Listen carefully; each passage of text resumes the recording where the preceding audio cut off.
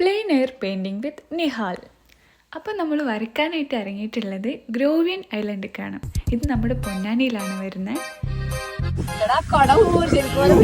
ഞങ്ങളെല്ലാവരും ജീവനിപ്പോ ഗൈസ് ഞങ്ങളുടെ plain air setup. ഇതൊക്കെ കാണികളാണ്.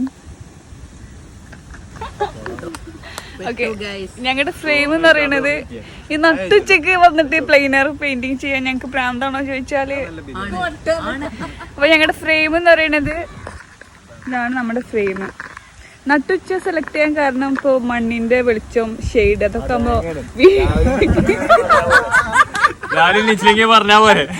എടാ ഏത് സമയം ചൂസ് ചെയ്യണം, ആ സമയത്തിന് ഒരു ജീവൻ നമ്മൾ കാണണം. ഷെയ്ഡ് ഉണ്ടാകുമ്പോ വർക്കിനൊരു ജീവൻ ഉണ്ടാവും. അതിന് അങ്ങനെ ആക്കി എടുക്ക്. ഓക്കെ, അപ്പൊ നമ്മള് വരയ്ക്കാൻ പോവാണ്. വരച്ച് കഴിഞ്ഞിട്ട് കാണാം. അല്ല, വരയ്ക്കണ പ്രോസസ്സ് എല്ലാം കാണാം. ആക്ച്വലി ഏർലി മോർണിംഗ് വന്ന് വരയ്ക്കാനായിരുന്നു പ്ലാൻ, പക്ഷേ നട്ടുച്ചയായിപ്പോയി. അതുകൊണ്ട് തന്നെ നമ്മൾ ഇവിടെയാണ് ആദ്യം നമ്മൾ ഇരുന്നത്. പിന്നെ അതങ്ങനെ 3 സ്ഥലത്തോട്ട് മാറി. വരച്ച സാധനം അങ്ങനെ കാണണം. നമ്മൾ വരയ്ക്കാൻ പോണ സാധനം മനസ്സിലങ്ങനെ കാണണം. മീനെ പിടിച്ചു ഗൈസ്.